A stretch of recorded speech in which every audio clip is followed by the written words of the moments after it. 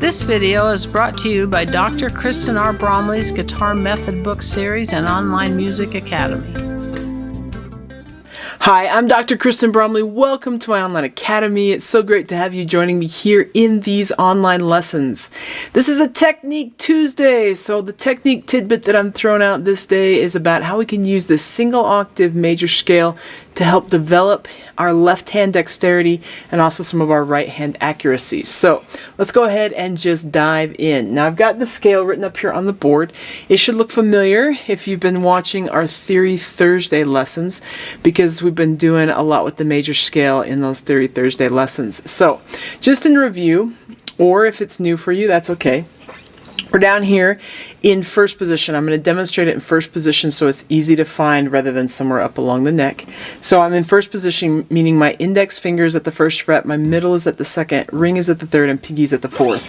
And I'm going to go 2, that's middle, 4, and then on the next string 1, 2, 4, on the next string 1, 3, 4, and then we can just come back down.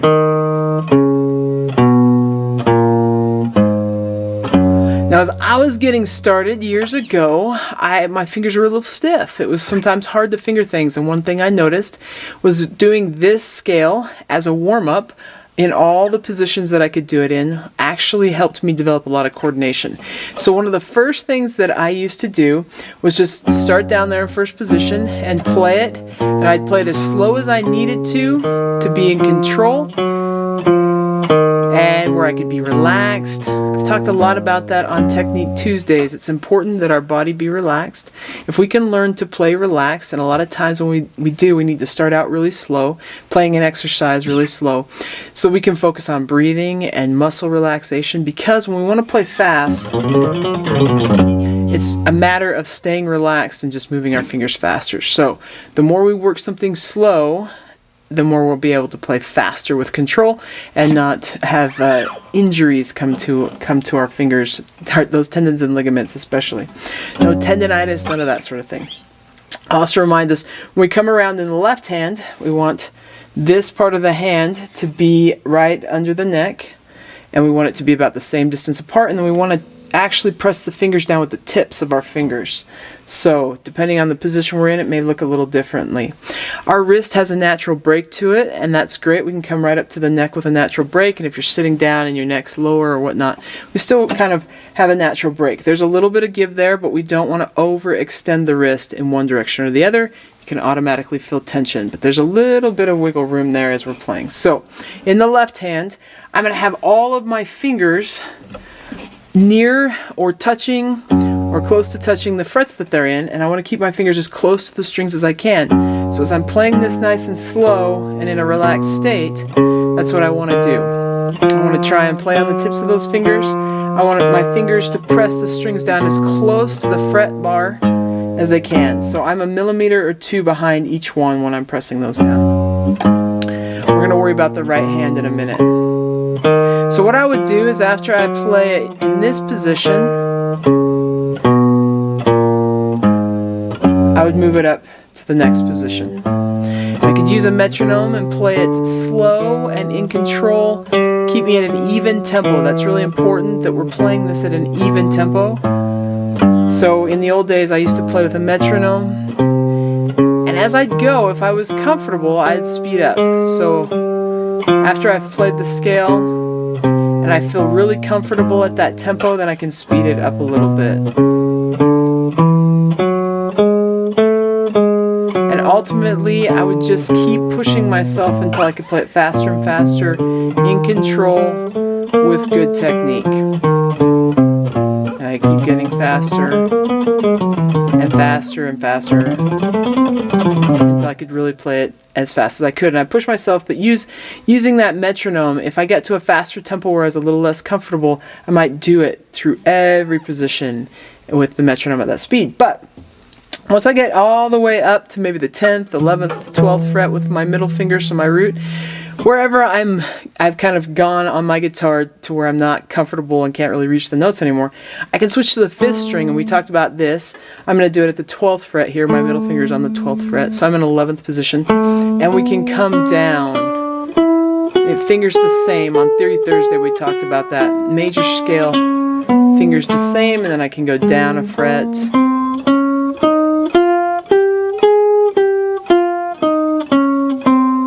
And then I go down a position again, so now I'm on G. If you don't have the notes memorized along the strings, you can start to associate what key you're in as you go through these. I'm now in G flat.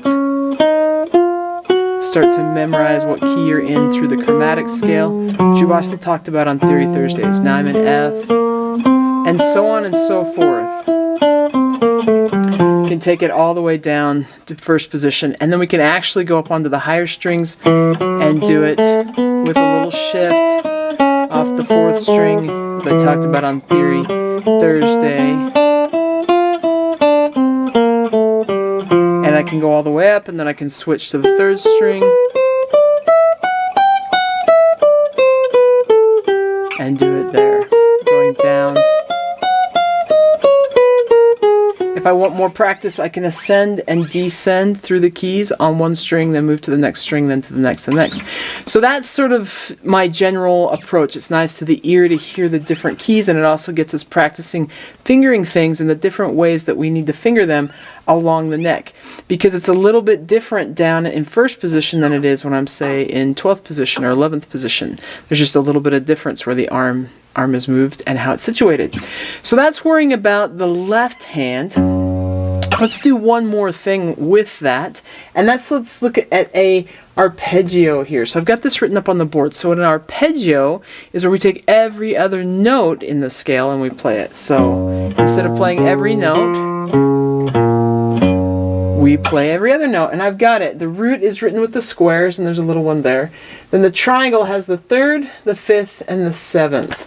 This is so great because it works each finger once. So I'm down in first position again, so if I start with my middle finger, and then I've got my index finger, then my pinky, and then my ring finger. And that's a major 7th arpeggio. And that just works the hand a little bit differently because we're skipping over the notes. So, when I'm doing my scales, I can either play the scale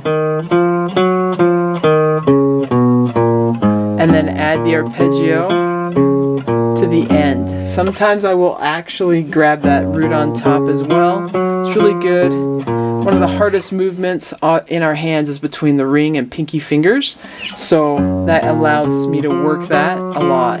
So sometimes I'll play that on there as well. But I can also just go to the 7th, which sounds really nice.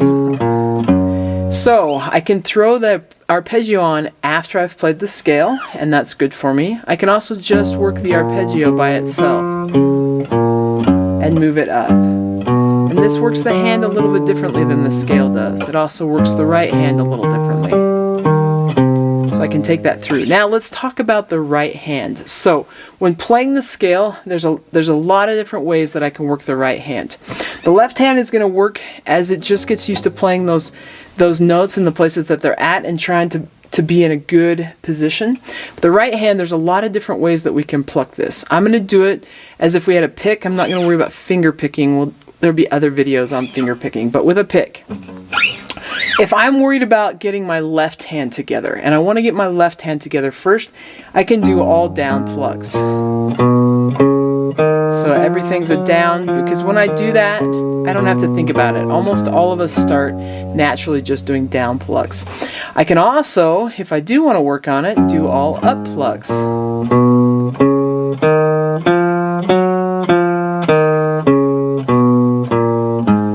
That one might be a little bit tricky, but ultimately what we want to get to is alternate picking, and there's some different ways that we can do it. So one of the most common is just straight up alternate picking, where we're going to go down, up the whole time. So down, up, down, up, down, up, down, up. And I just keep that going the whole time. Sometimes, if you haven't done that before, it's really tricky to get that happening with the scale or with the arpeggio, because we're doing it with both. So what I can do in that case is start off by doing 4 plucks per note. Down, up, down, up, down, up, down, up.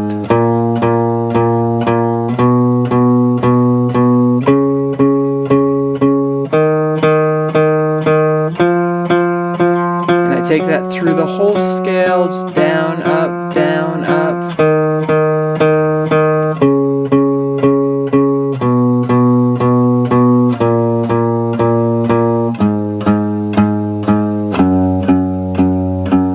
I usually throw an extra one on there at the end, and I could do the same thing through the arpeggio. Down, up, down, up.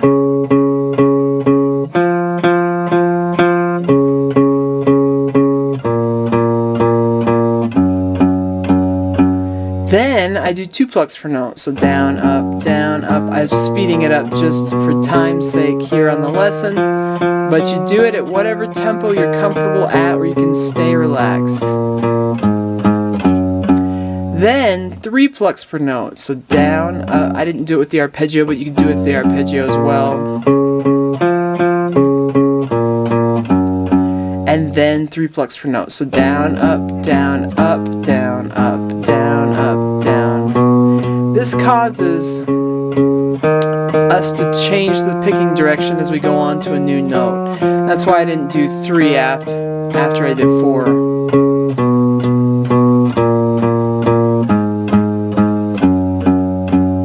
And then I could do it with the arpeggio.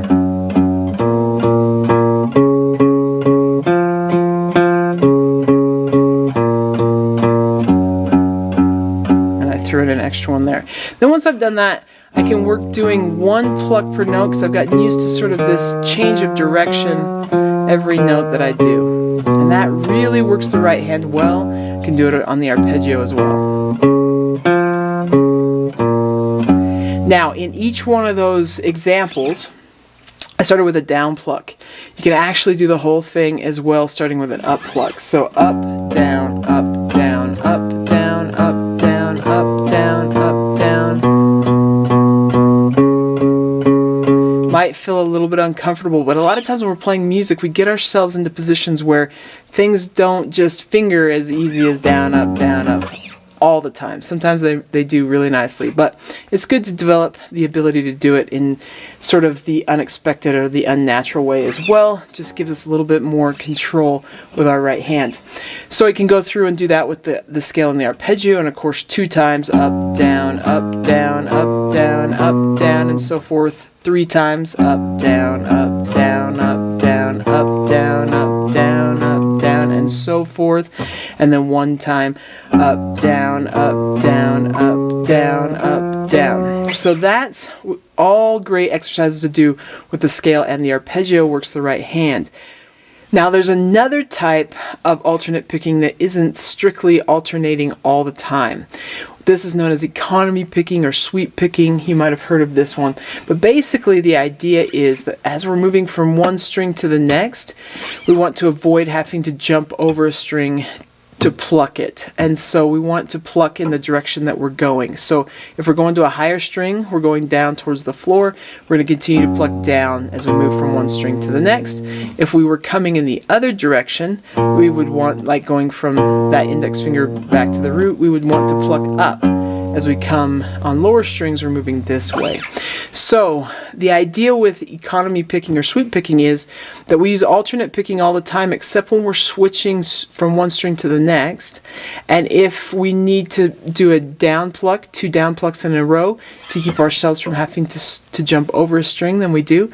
Or if we need to do 2 up plucks in a row to keep from having to jump over a string, we do. So this changes things ever so slightly in our scale and in our arpeggio. I'll give it as an example here.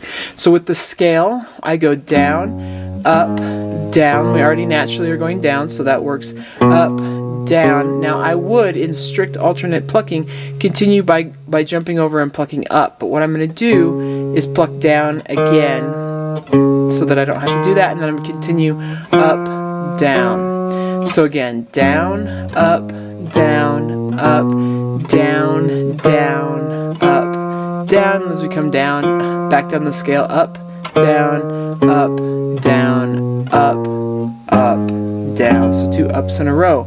If I did the scale where I started up with an up pluck, it's going to change things a little bit. So to up, down, down, up, down, down, up, down, up, down, up, down, up, down. So couple different ways to practice the scale if you're interested in doing that.